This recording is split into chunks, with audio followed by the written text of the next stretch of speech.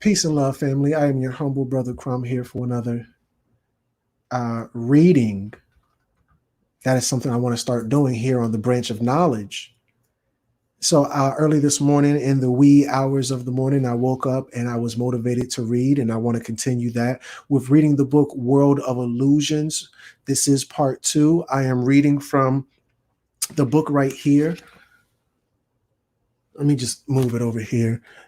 It's called Bicultural Living and Leaving the World of Illusions, where this brother talks about how he grew up around nothing but white people. And then he found out the different nuances of racism. And then eventually he found out and he found himself. So let me see. Can I acknowledge the family? I got my brother Frank White, the 32nd, in here. As always, he says, peace and power. I see you. And I got my sister, Surwa Poole, my woman crush Wednesday. Um, Her and I had a special relationship in a past life and probably in the next life as we do now. My sister also, Quanteria Hughes, she says, peace family. How y'all feeling? Well, just want to make sure everybody acknowledges the sister. I'm well, and I want to hopefully hear that the others are well as well. Also, there's Tarina Foster. She says, hey, Crumb. I'm saying, hey, I see you. I love you. And of course, Campos Academy says greetings. We're saying greetings to you, family. So without further ado, I want to continue on with this reading from this morning. So we left off at the end of chapter 5, beginning in chapter 6, which is titled Back in Black. Things were becoming very confusing at this point in my life, to say the least. I went from not seeing race as an issue to then having everything flipped over. The uncertainty was immeasurable. I wanted to be a part of a culture that wanted nothing to do with me, and I wanted so desperately to just fit in, yet only to be rejected in the worst possible ways. Then, out of nowhere, I learned the true history of my race and how it differed from the lies spread by American schools. But old habits are hard to break.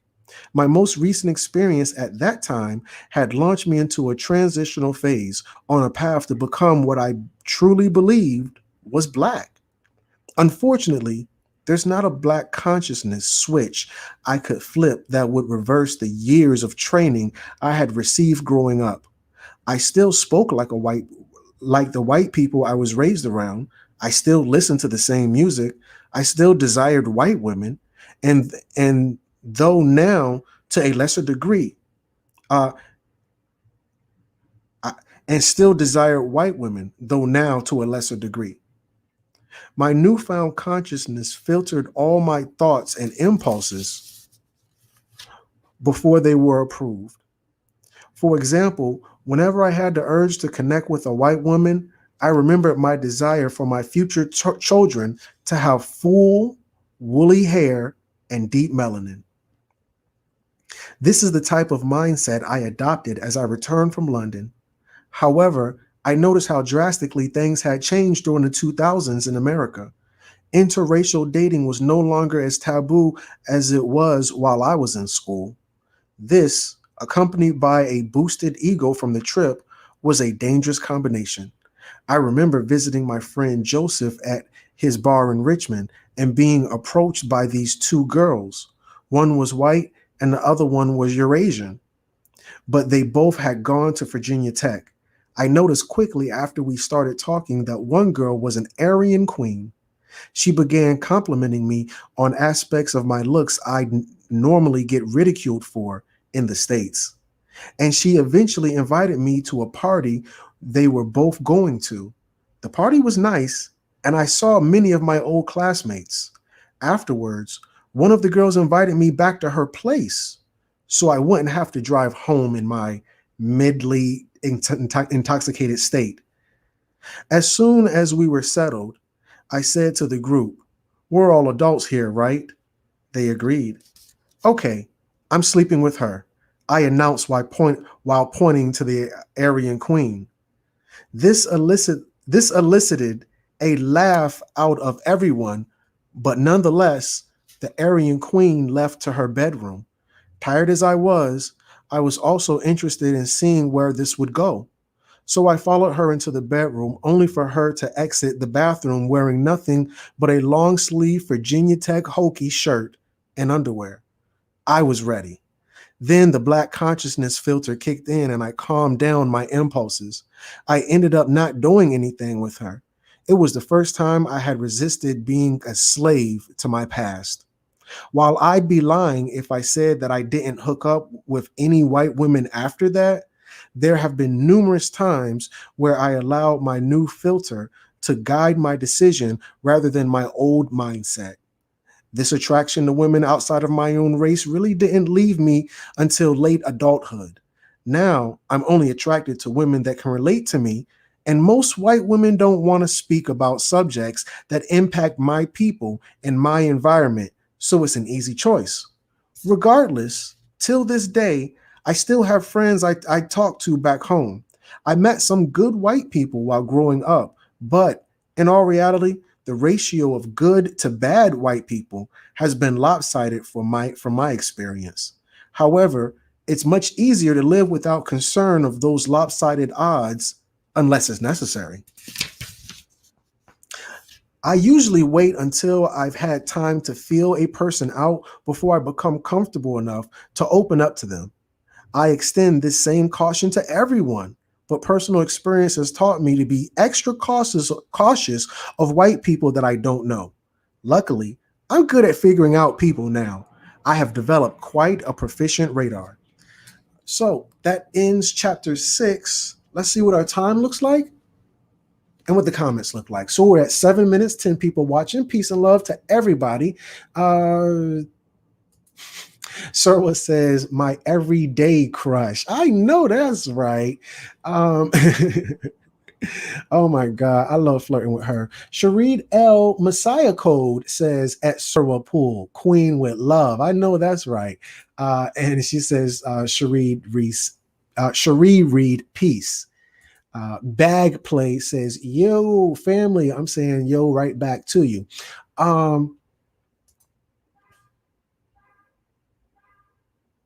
I'm not going to say anything else. I'll move forward. Okay, so chapter 7. Can you press 1 if you hear that? If you hear that, can you please press 1? If not, of course, don't press anything. But if you can hear that, press 1.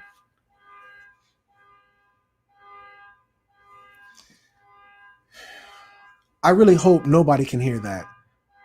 But I assume the ones are going to be flooding in. Okay, well, the family can hear that, but they said it's okay. So apparently I can just keep going. It probably just sounds louder to me than to you. Okay, it's actually off. Jay Renee said she can hear it. Peace and love, Jay. And Serwa and everybody else can hear it as well. All right, boom. So here we go. The Black Mecca. There were 3 major reasons for why I wanted to move to Atlanta. 1, I was sick of Richmond. 2, I wanted to get close to the Holy Tabernacle Ministries that own the land in Eatonton, Georgia. 3, my brother was working for Georgia Tech and I could live with him. After the move, I didn't do much besides study and get well acquainted with the brothers and sisters of the organization. I did learn about the key differences between Atlanta and Richmond, though. On one of my first jobs, I was interviewed by a white guy who was a nighttime rocker with a band of his own. He hired me, and I remember immediately seeing a sea of chocolate as soon as I walked out onto the main floor. I realized how beautiful the Nubian goddesses were and valued the laid-back attitude of all the brothers. I went from a mostly all-white Virginia to a multicultural London and ended up in a very Black Atlanta. Because of this change, I ended up with my first Black girlfriend. She was a Black American Nigerian with a child from a previous relationship. We had got along well, and the fact that she had a child was never an issue. We also worked at the same magazine company, which was a plus. Unfortunately, my inexperience in the bed caused rifts in our relationship. While I thought I was making home runs, I was actually striking out. This would have been a problem we could have worked on, though. However, She tended to gossip about our encounters to our coworkers. Around the same time, I also learned that she was cheating on me with her ex-boyfriend. As karma would have it, I was friends with the manager and she was fired for her behavior. To add insult to injury, her ex boyfriend also cheated on her once they got back together. In the end, it was an odd relationship that taught me quite a few things and made me into less of an oblivious person. The whole nice guy end up last became a certain reality to me. Things may not have been going great relationship wise, but I still had baseball to look forward to. In a city surrounded by my own race, the only contact I had with white world was through my diverse baseball team. I played in an 18 and up men's adult league, but we were all the same age. So most of us connected with each other. One of my most memorable teammates was a guy named Josh that was called Super White Boy due to how fast and abnormally athletic he was. So that's a funny one, broski. Oh my God. The team was like another mini family. We would often go out on Sunday nights and get into trouble in Atlanta. Those nights out were beloved by another unforgettable teammate who called who we called Wretched Rob. He was a Colombian who loved to go to strip clubs and had a fetish for dating strippers. For some reason, he always called up to accompany him. For some reason, he always called me up to accompany him to the strip clubs, only to hand me money for drinks and disappear into the VIP room. At the time, I didn't really understand the strip club scene and usually spent my time just talking to bartenders, strippers, or watching ESPN on one of the many TVs. In an unusual turn of events, the ladies tended to want to have conversations with me, and I often got numbers, but I made it clear I wasn't interested due to our lack of common hobbies. Those nights out did, however, give me more opportunities to meet people. At the bar, my team and I would go to after to I'm sorry. At the bar my team and I would go to after baseball games, I met a wild Jewish girl. She talked to me about everything from her adventurous sex experience in college to the subjects she was really passionate about. She was beyond intelligent, and I loved to talk to her about the things I'd learned in college and during my travels. I remember her telling me that she had never experienced racism because, as she said, my people own everything. It was deep, and I was really heavy into my studies, so I knew about the history of interactions between Jews and blacks, meaning the good, the bad, and the ugly. One day, while talking about Egypt, she got mad because she said, I don't know why I got these glasses on. I only need these for things far away. I felt them slipping off. That's why I said that. I remember her telling me that she had never experienced racism because her people owned everything. Um, One day, while talking about Egypt, she got mad because she said that the Egyptians enslaved her people and we never talked after that. Situations similar to this happened periodically, but it was all the same outcome. That's when I realized that I needed to stop wasting time on those scenarios and get focused. I ended up getting married to my first wife, a beautiful, strong willed, smart woman that helped me become more of a man in more ways than one. She showed me that a woman wants in bed she showed me what a woman wants in bed and stepped my sex game up dramatically. The relationship, however, came to an end when it was clear I wasn't in the mindset to be married. My immaturity and lack of experience lended to its demise.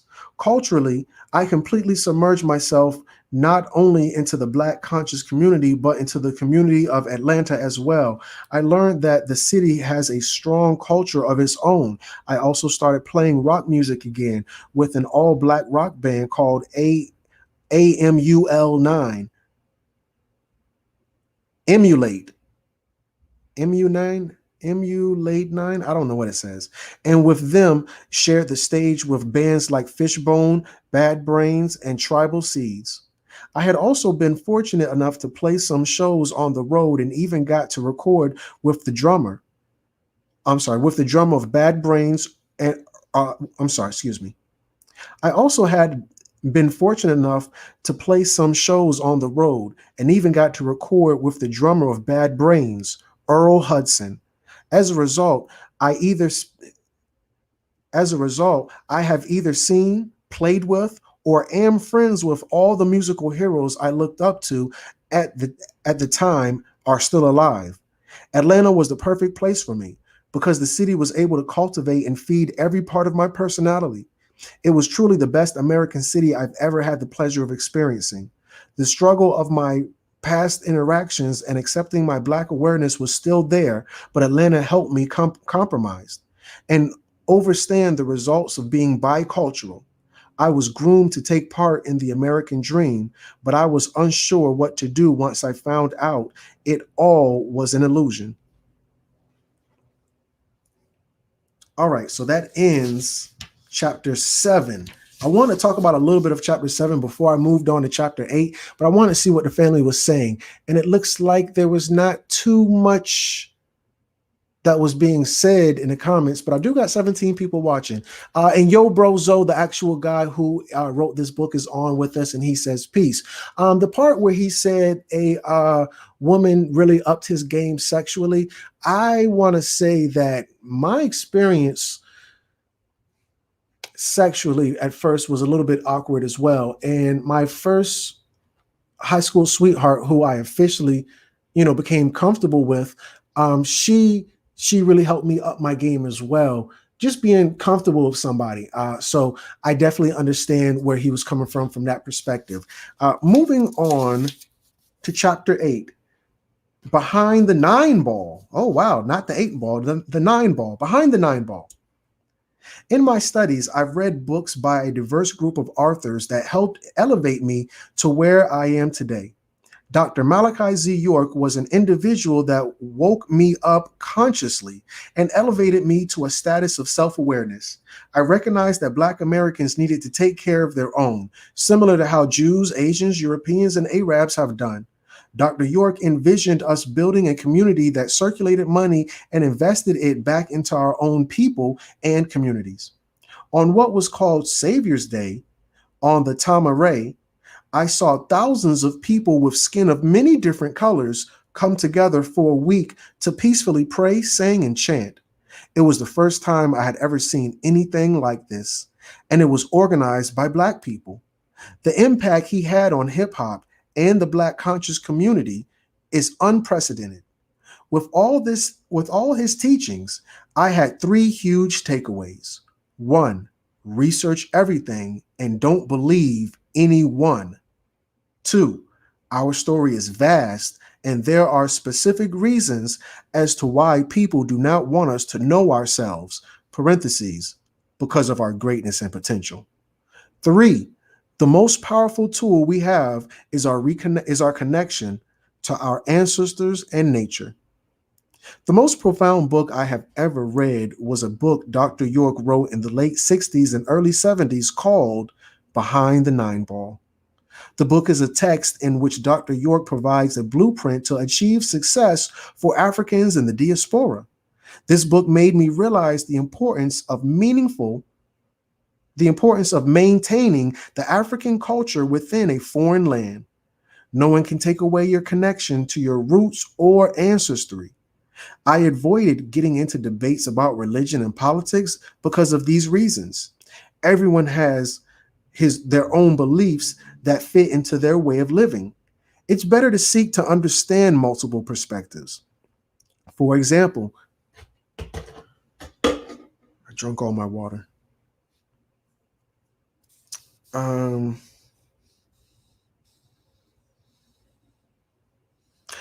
For example, Islam is not the only right religion. Neither is Christianity or Judaism. It does and has helped millions become better people, but it can also become dangerous when humans begin to interpret the text to fit their own ideas of what is right and wrong. Other monotheistic religions have similar problems. While they are wonderful tools for individuals to become aware, they are also part of a bigger picture. For Africans, most older spiritual ways of life have been diluted to an unrecognizable point. The power that Africans have held and still hold is the reason we are feared so much. If we understood the sciences and ways of life we once had, most of our current issues would not exist. How did the Mahdi beat the British? How did Haiti beat the major European countries that make them? How did Haiti beat all the major European countries and make them flee from their island? This power that Africans possess was and still is a reason why people of color were persecuted in history, even up to this present day. Yet, society attempts to demonize the religions coming from Africa and write it off as evil, witchcraft, or devil worship. Voodoo is not evil. Ifa is not evil. African spiritual sciences and systems are not evil. Rather, they are actual the origins of modern day religion. These traditions predate all monotheistic religions and have influenced them all. Even the ancient Egyptians were working their version of African spirituality and other forms of African esoteric sciences to the point that they are now being used daily all across Africa and the Caribbean today. Remember, we had languages, cultures, and way of life before the oppressor gave us foreign versions of their belief system and forcibly installed them upon us. We are now the end result of this. We've had access to all the powers in the universe, but were handed a different religion, rooted in a different history, which disconnected us from our powers and our divinity. The result? We are superhumans without a manual to know how to work it. However, we have to start somewhere, and a manual is always the best starting point. I appreciate and respect all religions and religious scriptures. I take from each that which works for me and leave what doesn't. Our true way of life predates any religion on this planet. There's no need to reinvent the wheel. These systems are here and they are our ancestors. I'm sorry. These systems are here and they and our ancestors are waiting for us to embrace them. So that ends chapter 8, going on to chapter 9 called Racism. Let me see what the comments say. I'm going to try to get a swig of water and see how many people watching. 18 people watching. We in 22 minutes. The comments say salams, Crumb. That's from Latina Jordan. What a beautiful soul. I wonder if he had problems with his family, like most people with new eyes. That's from Surwa as she ponders. Kai says, are you going to do the reading series like this? I dig it. Jeremiah says, King, you straight West Coaster. Welcome to Death Row. Damn, Gina. That's dope as hell. Kind of scary, too. I wanted to ask him about his parents. Brother, if you are on the live, can you give us some insight on your mother and father? Let me just know what your take on them. Were they woke? Were they indifferent? How did they seem to interpret this thing of racism? And let me get this water too. I'm thirsty as a diabetic. All right. I'm gonna set that right there. I'm gonna grab this thing. Grab one of these. I'm gonna do the ceremonial pouring of the water.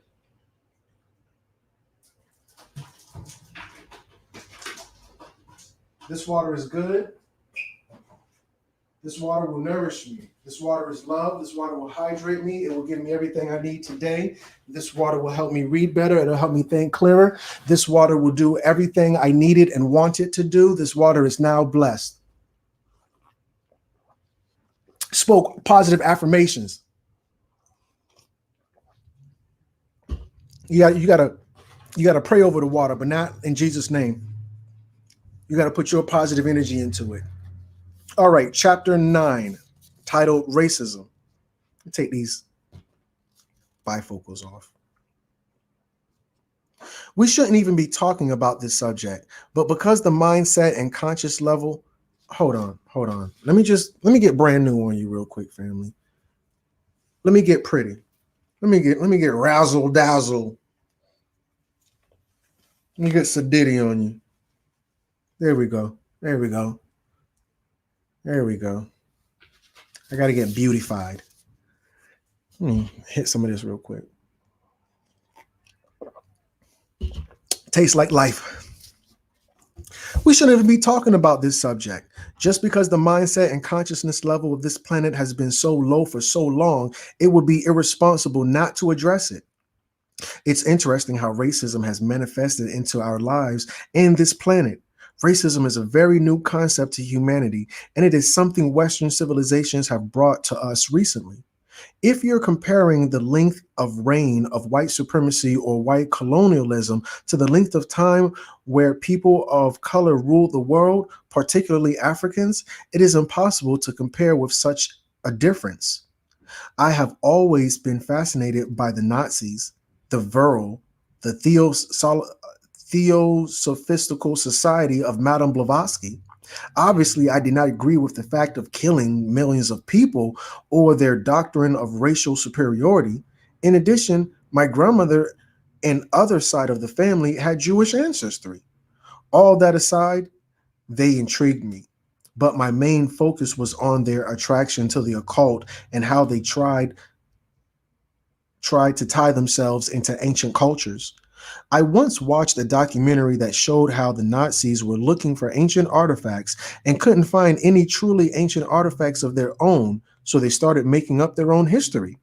I saw this because our stories were placed on stone to stand the test of time, specifically for the reasons that has become a reality today. We forgot who we were and where we came from, and it was done purposely so we could not connect to our greatness and connect to a time in which we did everything you see, that we did everything you see happening today, but on way higher levels. Let me try that again. We forgot who we were and where we came from, and it was done purposely so we could not connect to our greatness and connect to a time in which we did everything you see happening today, but on a way higher level. The Moors, the Olmecs, the Egyptians, the Dogons, the Maasai, and so many other tribes were running this globe and building temples and structures before the civilized Caucasians were in existence. Racism is new because it came with a new mindset of a new people that were given rule over the planet for a certain time frame. One thing people don't realize is that the universe is impartial. Every race has had its day to rule this planet. Every race has had help from whatever you want to call them: gods, aliens, angels, watchers, overseers, and many others. And since every race is unique in its own way, no one race is better than another. And ultimately, a race should be gauged by its actions as opposed to anything else. What did the race do to help humanity or hurt humanity? There is a staunch contrast between people that build temples and pyramids over the globe and teach and raise the consciousness level of humanity, as opposed to people that brutalize others for self gain and monetary advancement. Not to say that all cultures didn't have issues with each other, they did. But in record, the only people to set up this systematic form of slavery that happened to our people was done recently and was done mainly by Caucasians, with the help of Africans and Arabs, I might add. It's very difficult for me to understand racism, but I realize that all humans come from stardust. All humans are connected to one source. The issue is that the mind state of people are so confined, and people believe the genetic makeup of a person is more important than who that person is and what they've contributed to the world. We have a wide variety of levels of consciousness that can be encased in a human body, from the very low savage beast, man or woman, to the highest genius and spiritual masters. Sometimes I believe the lack of melanin makes it harder for people to connect to nature. The sun is a power source that strengthens some people and kills others. Why is that? On this physical plane, there are attributes that can only be acquired through millions of years of evolution. Melanin and kinky hair aren't negative traits. They are protection for when Lucy was walking around next to dinosaurs in Africa. Yes, dinosaurs. Africans walked this earth for far longer than any other civilized race was created or came into existence. Besides a few cases of people on this planet, all races came from Africans. We, for hundreds of thousands of years, were using high sciences, math, and astronomy. We are not niggers, spooks, coons, Negroes, apes, or any other name. We have to realize that we were once worshipped as gods, but as all cycles go, we have reached the lowest point of the evolutionary scale and are now making our way back up. It is a process and will take time, but our awakening is inevitable. It will see us leaving our patriarchal society and embracing our original matriarchal society. And once the woman is put back into her original leadership role, things will change. We are witnessing a small example today. With so many women taking congressional seats in American politics, we may be different genetically, but we are still only one human race. A lot of white people I have come across are not racist and don't agree with racism and despise what has been done to people of color, and those that think any differently are becoming a smaller and smaller minority. Why waste time hating another person for no reason? I understand why, because I've been the mind state that hates, but I don't believe it's natural. Racism is natural. Racism is unnatural. It is in its very form. We only give it power because we agree to be part of this system. Some think racism will end if all races go away to where they came from. Caucasian Americans back to Caucasian Americans back to Europe. Asians back to Asia, and so on. But we all know how unrealistic that sounds. Instead, people need to know that for all of us, our physical makeup consists of the same stardust. That's it. Small containers holding a part of the source in a human body made of stardust. We are connected both physically and spiritually. That was chapter 9 titled Racism. I'm interested to see what the commentary, if any, looks like. And if they don't say these things that I'm interested in hearing, I'm going to chime in as well and just put that out there.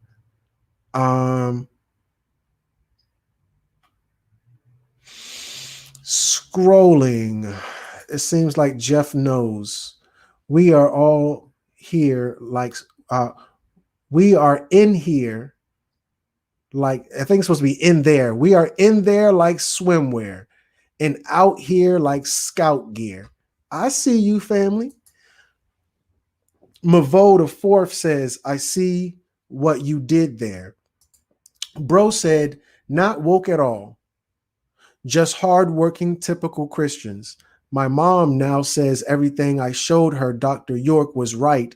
Dr. York has come to light. Okay, interesting. Thank you so much for that weigh in, brother. Cherie Reed says fire. Surwa gives the googly eyes. King Gullah says, on both my mother and father's side, the family they raised me to be the very racist, but they also wanted me to be Christian. We don't talk much because I call them out on it.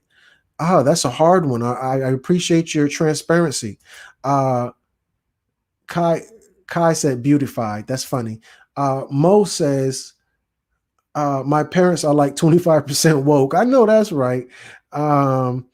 Serwa says, your bro Zoe, did you go to hell? It's classic. I think she was asking, did they give you the you're going to hell line? And that's curious. Yo, bro, Zoe, did your parents tell you that you were going to hell or anything like that? Just curious. King Gullet says, my parents are deeply racist on my mom's side. My grandmother always talking about Shigechi, but they are Jehovah Witnesses. I guess they might be 25% woke because they understand there's a threat, but they've still succumbed to some part of the indoctrination. It does happen. I don't know if I'm making excuses or not. You tell me. My mother is colored. My father is Spanish. The two of them had not a problem with it. However, my grandfather had a problem with it, and I was taken from them at birth. It's deeper. Wow. Latina Jordan goes deep on that one. Jay Renee says, my parents are Christian too, specifically apostolistic. They work hard, but accredit all their success to Jesus. We speak about general things, but we don't have deep conversations. And she does the sad face because I feel the exact same way. I feel you. She says, damn, Crumb, I might have to email you or you can call me. Let me know by emailing me. You can email me at crumbtvads@gmail.com. I'm going to type it in.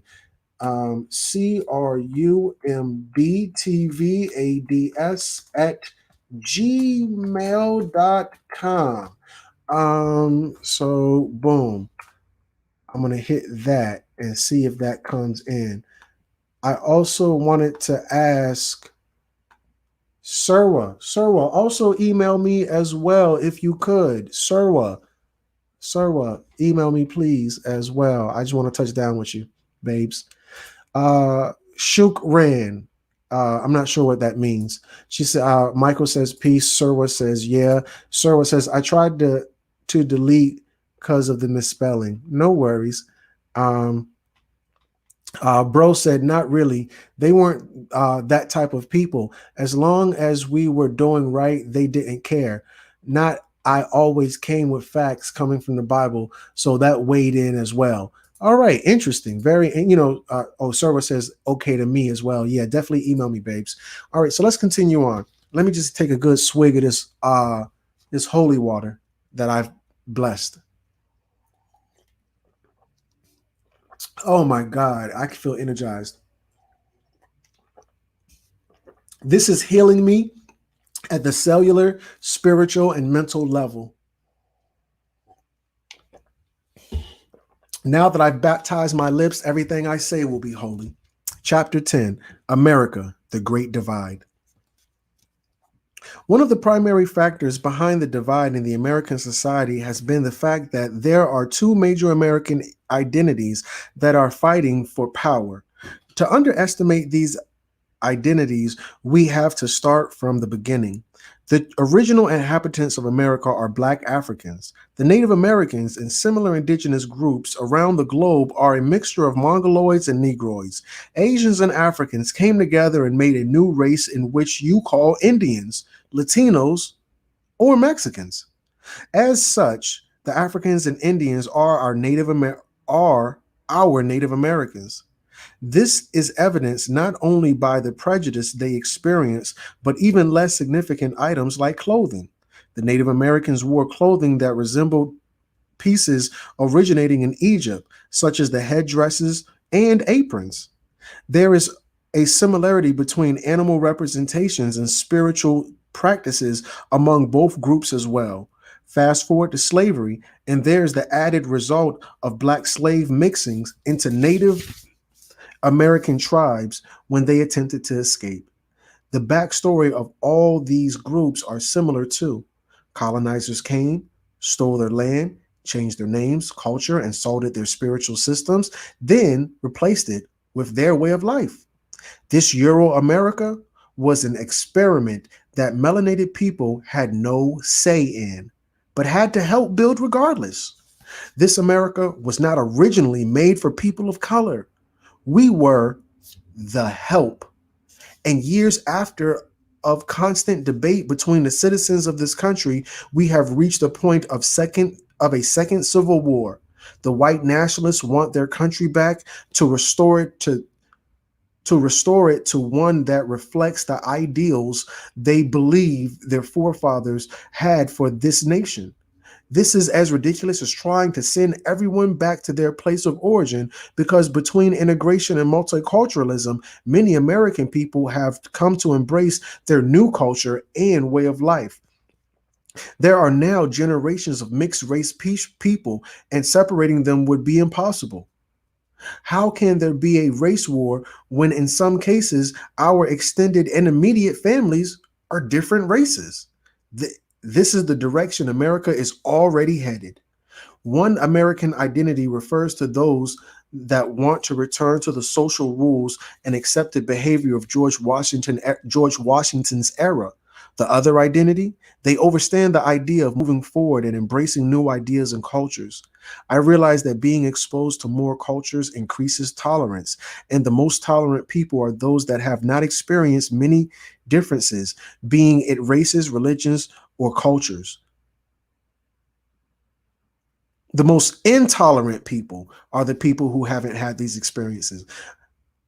I think back to the children I saw in my neighborhood. These children were of different races and participated in activities together and soon formed a diverse crew. They all grew up playing sports together, went to high school together, married interracially, and have remained friends to this day. All it took was some early introduction to different races, and these children are vastly different than the ones that only spent time around people of their own race. In fact, one of these kids had a brother I went to school with. I even got a ride to school with him and his sister.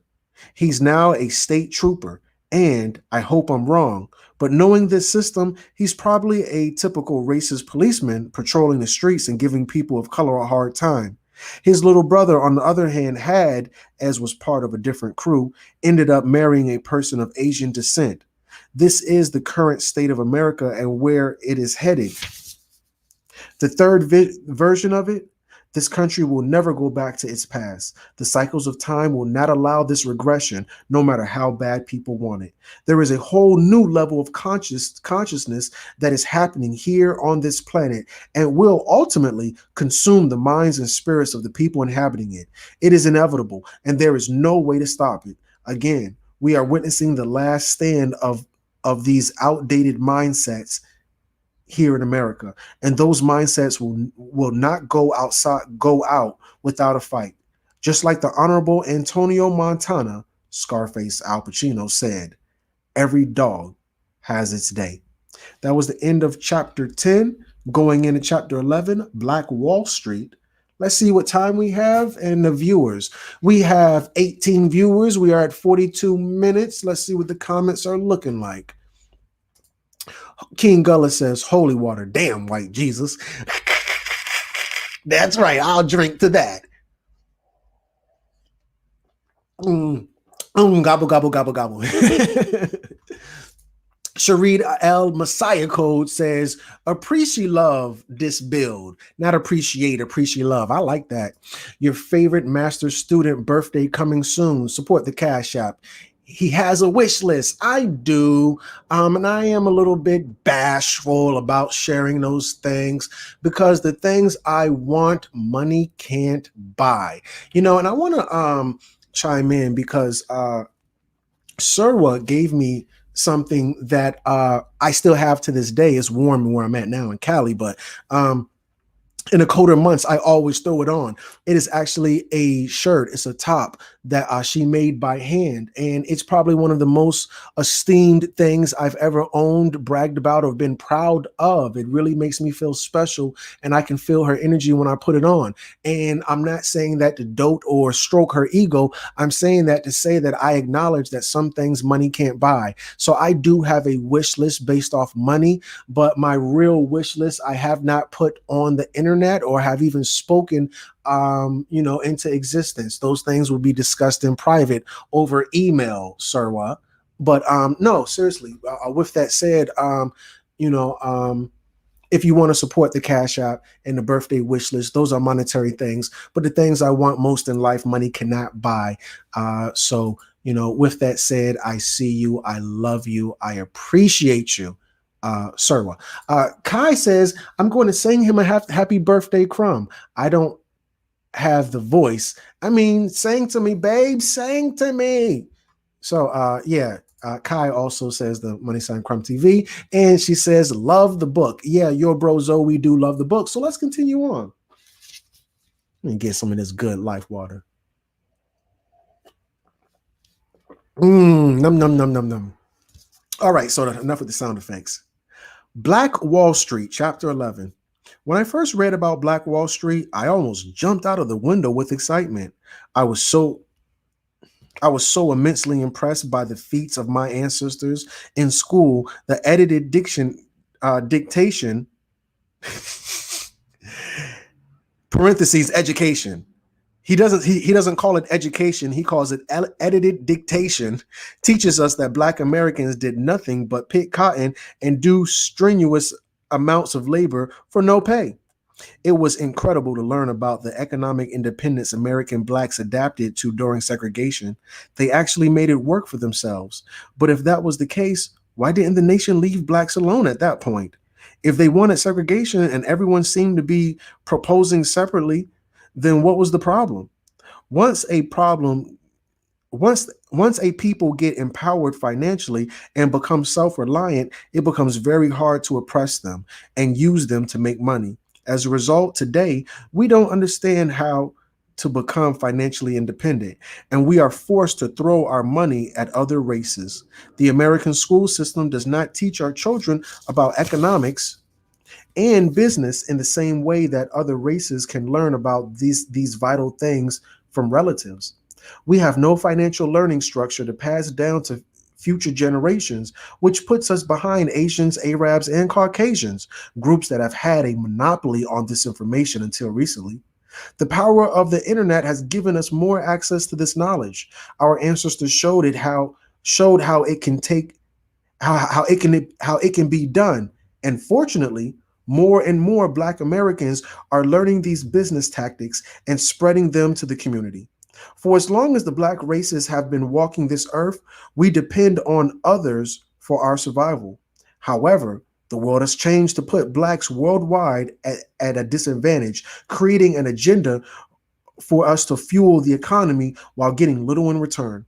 We rely on handouts from the government that has shown animosity and disdain towards us for years.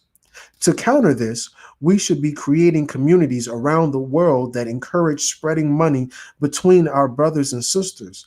Every great leader, the Honorable Elijah Muhammad, Marcus Garvey, Noble Jew Ali, Yahweh bin Yahweh, Minister Farrakhan, and Dr. York, have all urged for us to spend our money on our people. If we truly want freedom as a people, then financial freedom is one of the first keys that will open the door. Can we reconstruct a Nubian Wall Street from state to state, island to island, and link it to our mother continent? I think the bright minds we have today, this could easily become a reality. Now comes the issue of blending Black consciousness to the American illusion. For me, bicultural means having two lives within one reality, which I think is the conflict a lot of Black Americans are feeling right now. It's hard to pick and choose what to accept as truth and what to throw away as fiction, especially when we're all accustomed to living the American dream. I'm grateful to have grown up in this country and experienced all the liberties and rights that come with it. I want I would never want to change that. Our reality is so diverse, and we have all dealt with different experiences growing up. Some of us might have been raised in areas like Virginia, where it's clear Black Americans are the minority. However, others were raised in the hearts of places like Atlanta, where the demographic shift makes you the majority where you reside. These differences will give you a different experience, and it will influence how you coexist and tolerate in your tolerance for differences such as race, religion, political affiliation, and sexual orientation. Regardless of our different paths in life, we are all dealing with the same present issues that plague Black Americans. We are in fear of our children being discriminated against or losing their lives to white supremacists masquerading as police officers. The safest option is for us to create our own environments and institutions. There is no no excuse why we can't put our own resources together and build for ourselves. Unfortunately, the American side, the American side in us has made it difficult to break out the slave mentality. We face adverse forces that continually push against the mindset for liberation. If true world history was taught, and we were to see ourselves for who we really are, we would have a completely different outlook on what we are actually capable of. The struggle is over. It's time for us to take back bright our birthright as the indigenous people on this planet, as well as the majority, not the minority. Once an individual opens themselves to this mindset, they begin to see a grander scheme of things. There are so many basic things we do today that would change once we embrace our original way of life. Things such as eating correctly, praying correctly, using nature to help protect and heal when necessary, and reaching out to our ancestors for guidance. One key element to embracing an indigenous mindset is that it instills in us an automatic connection to nature.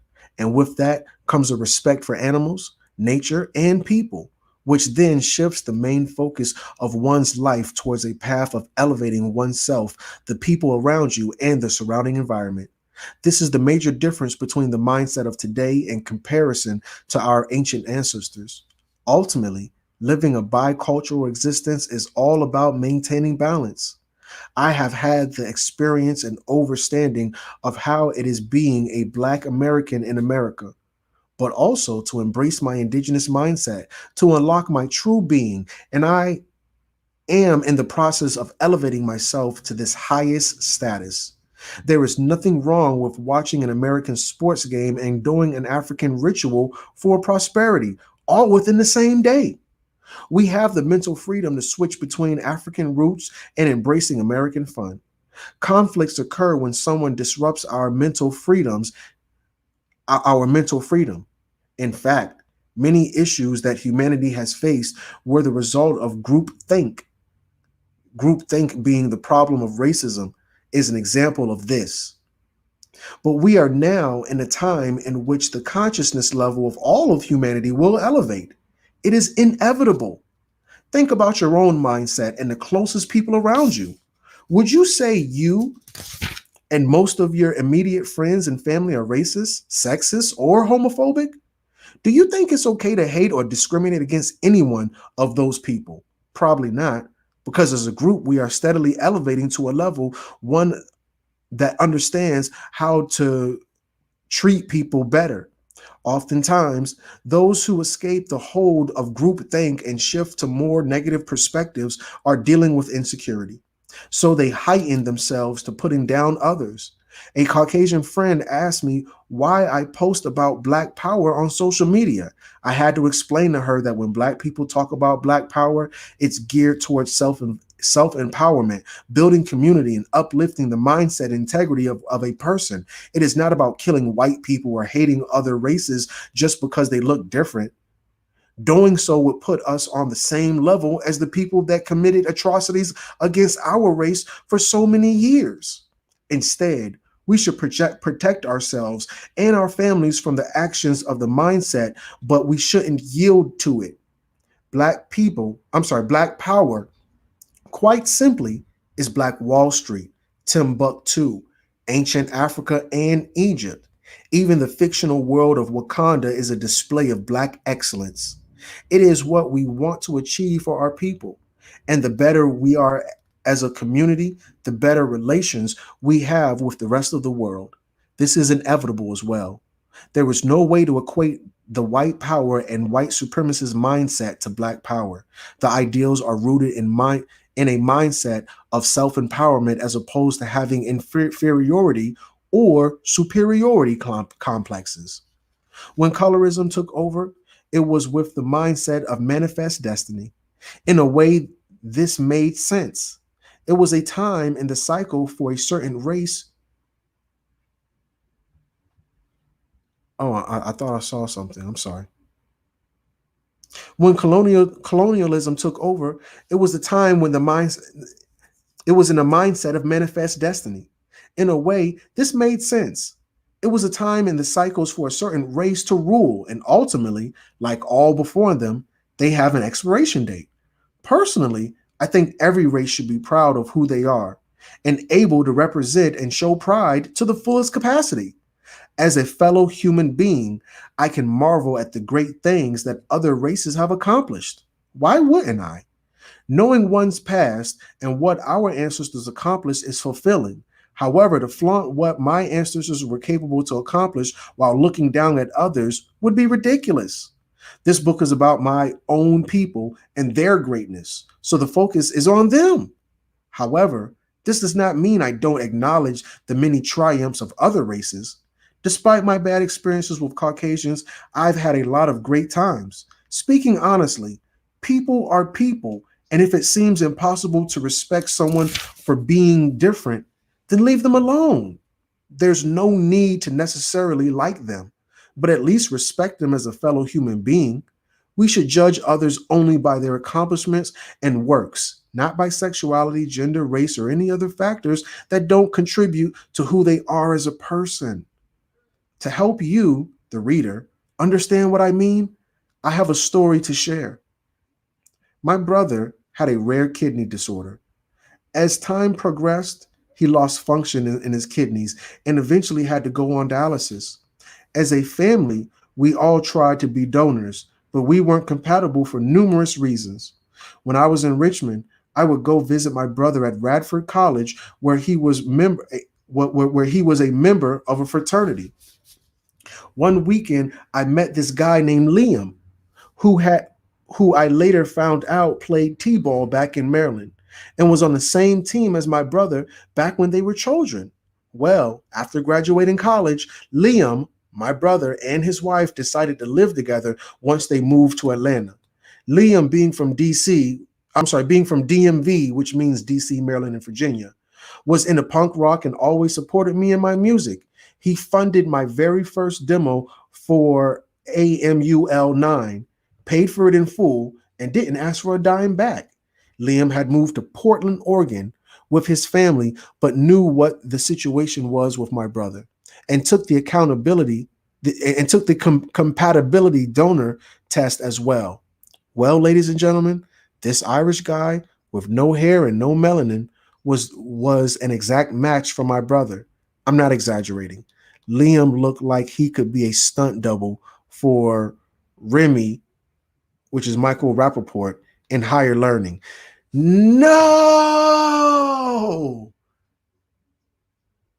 No! Damn, Gina! He said he looked like he could be a stunt double for Remy, whose real name is Michael Rappaport, the white dude in Higher Learning. I remember that white dude. So Liam briefly flew back to Atlanta, gave my brother a kidney, and the rest is history. This human being didn't need to do this, but he did it because his brother needed him and cared about him. Two kids coming together as fate ordained, and now one life is back to normal because of one word: love. Anecdote for racism, which is hashtag AFR. I think that's I got to add my 2 cents right there. Wait. Oh, no. That was the last paragraph. The book is done after this.